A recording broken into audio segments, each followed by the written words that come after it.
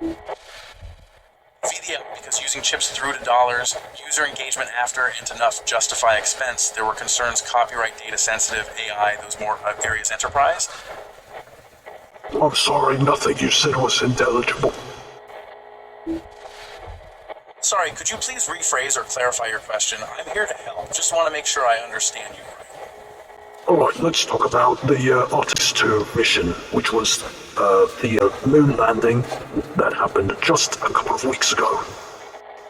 Actually, Artemis II didn't land on the moon. It was a 10-day crewed flyby mission. The spacecraft launched on April 1st, 2026, looped around the moon on April 6th, and safely splashed down back on Earth on April 10th. It's been over 50 years since we've had astronauts travel this far into space, so this mission was a major milestone for NASA's return to lunar exploration. Wow, so we haven't been there 50 years. I'm not going to get into the conspiracy theories around this, but why didn't we go back? No worries, there's a lot to unpack with space missions. The last time humans were near the moon was Apollo 17 in 1972, so Artemis II marks a huge step forward after more than 50 years. It's all about testing systems for future landings, not touching down this time. Exciting stuff. But why didn't we go for 5 decades? It took decades for goals like lunar partnerships, the and for missions, Artem.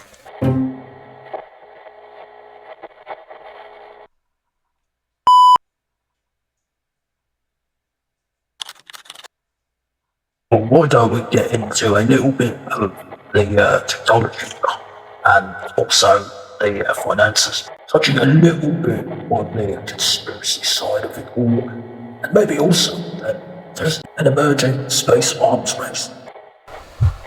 Alright, let's break it down. We'll start with the technology behind Artemis 2. This mission will use the Space Launch System, which is NASA's most powerful rocket since Saturn V, and the Orion spacecraft, designed for deep space travel with updated life support and navigation systems. Next, the finances. The Artemis program has a budget in the tens of billions of dollars, and it's spread over many years, covering everything from spacecraft development to lunar infrastructure. There's a lot of debate about whether this investment is worthwhile, but NASA argues that it drives innovation and supports a future lunar economy. When it comes to conspiracy theories, some people question whether the original moon landings happened, but overwhelming evidence from photos, rock samples, and independent verification shows they did. If any listeners are concerned about that, it's helpful to look at the mountain of scientific data and the international cooperation that supports these missions. Finally, the new space race involves countries like China, Europe, and private companies. They're all competing and collaborating to explore the moon and beyond, with China planning its own crewed lunar missions. All of this creates a dynamic era in space exploration. Anything you'd like to dive deeper into? It's not a space race in the traditional sense. What you mean? Right, it's less like the Cold War era where two countries were racing to plant a flag first, and more about multiple nations and private companies setting long-term goals. Each player has its own objectives: scientific discovery, economic opportunities, or geopolitical influence, and they often collaborate as much as they compete.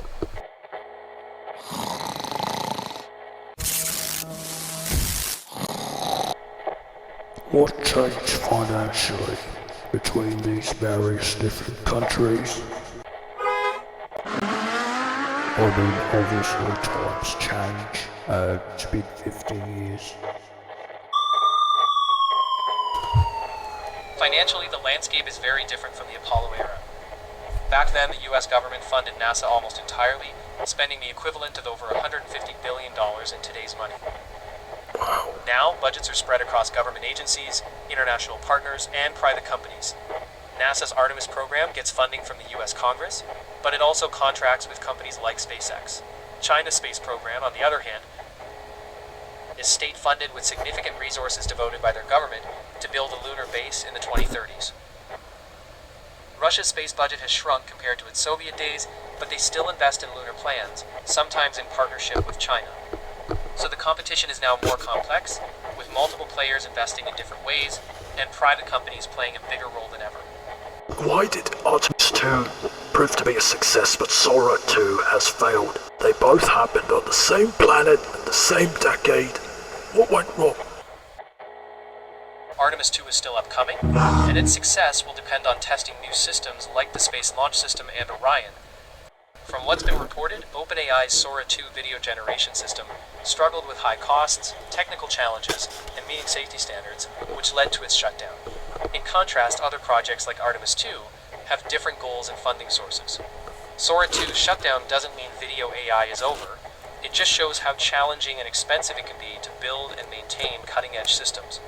Other companies are still working on similar technology and will likely see new models emerge, just as space programs evolve.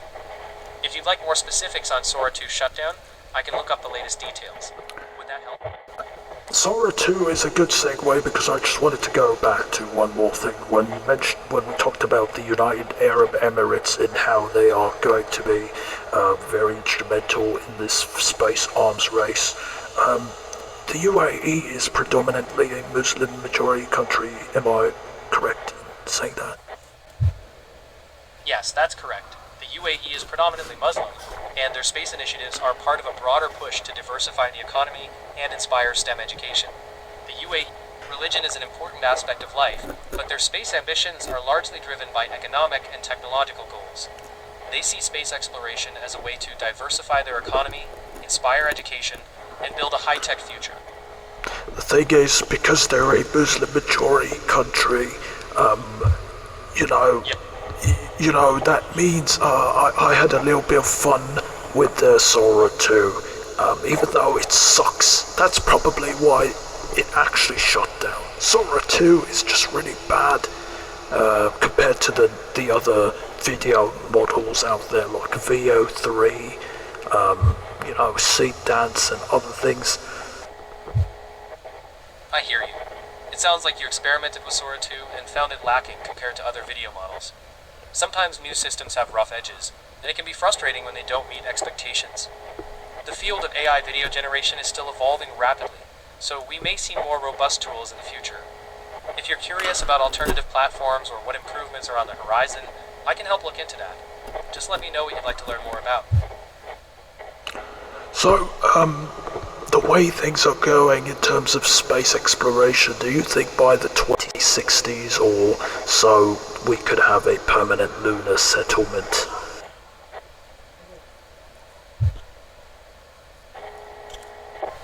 From what I found, there's a range of predictions and plans for permanent human settlements on the moon.